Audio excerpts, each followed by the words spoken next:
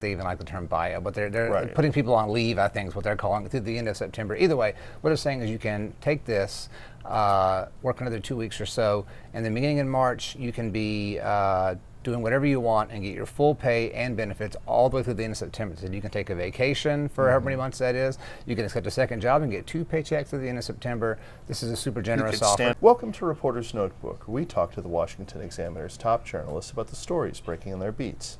I'm Jim Antle, and I'm joined today by White House reporter Haisten Willis. Haisten, Elon Musk has really become the focal point of a lot of attention over the last week or so. What's he been up to that has people so up in arms? He's been up to quite a lot. Yeah, this Doge thing has been around for a few months now. People kind of become familiar with this term, but this week it really Department seems of Government to be, Efficiency. Yes. Although usually it's just Doge. Just Doge. People know what that means, I think, now. But this really become like the top story, I think, in all of DC is what people are talking about. He's doing a lot of stuff, and a lot of it's a little bit like, well, what exactly is he doing? How much access does he have? How much is he really pulling the strings here versus someone who's actually elected? Right.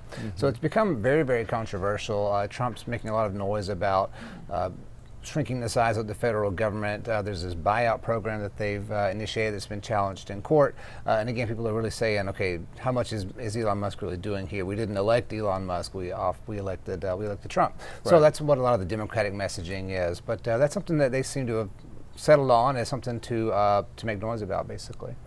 So you mentioned the buyouts for federal workers, which is contested in court as we speak, but what exactly are they asking these workers to do? Yeah, this is a really interesting program. Again, they've talked about wanting to shrink the size of the federal government. I think this gives the Trump people a chance to say, hey, we're being very, very generous here. You don't have to take this buyout. This is optional. I think they even like the term buyout, but they're putting people on leave, I think is what they're calling it, through the end of September. Either way, what they're saying is you can take this, work another 2 weeks or so, and then beginning in March, you can be doing whatever you want and get your full pay and benefits all the way through the end of September. So you can take a vacation for however many months that is. You can accept a second job and get 2 paychecks through the end of September.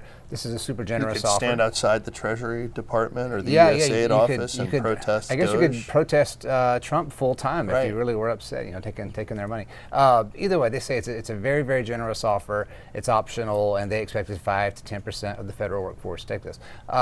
Democrats and unions are definitely not on board for this. They're pushing back against it very hard, filing a lot of lawsuits, really calling into question the credibility of it. I'm really curious about how workers are feeling about this. I imagine some are interested. I think it's 8 months or saying get paid without working. That sounds pretty nice to me, right? But if the other side is saying, oh, they're not going to honor this, it's not legitimate, it's illegal, even if you're interested, you may not be taking it. So anyway, I think this is going to play out for a while, take a little bit longer. But it also fits into this Elon Musk Doge thing because his team is part of this. There are questions about them getting access to like Treasury Department figures and things like that. That's, again, going to be very controversial, and it's not going to move, I think, quite as fast as the Trump people really want it to. The deadline's supposed to be Thursday. But again, it's going to be extended because there's these court battles going on. So one of the things they want people to do who are federal workers is return to the office. Most of the federal agencies adopted fairly generous work-from-home policies during the pandemic, and they would like to roll those back. Yeah, definitely. That's something that they did. I think it was a day one executive order, right, was making these people come back to the office. I'm not exactly sure what the timeline is. I can say anecdotally, I ride Metro bus, Metro rail down here, and it's become a lot more crowded, a lot harder to get on in the morning and the afternoon. I don't know if you've noticed that as well, Jim. Yes. But suddenly it's a lot more crowded. And I knew people before that, some friends of mine who work at the federal government, who, as far as I know, hadn't gone to the office at all in years. So it's been, I think, a pretty big change. A lot of this has already taken effect. That again ties back into what we were talking about a second ago. This buyout thing was supposed to be, okay, if you're remote and you really, really don't want to go back to the office, this is your off-ramp. You can take this buyout thing. But again, they're trying to make people go back to the office. There's a lot of irony kind of that plays on all of this stuff. Trump campaigned on a lot of anti-DC rhetoric, right? The federal government is sucking up all your taxpayer dollars. These workers are, they don't even like you, and they're left wing and all this other kind of stuff. But honestly, this return to office mandate is going to be very good potentially for the city of DC. DC was hit pretty hard by that. A lot of people live in the suburbs, weren't coming to the office, weren't spending money in DC.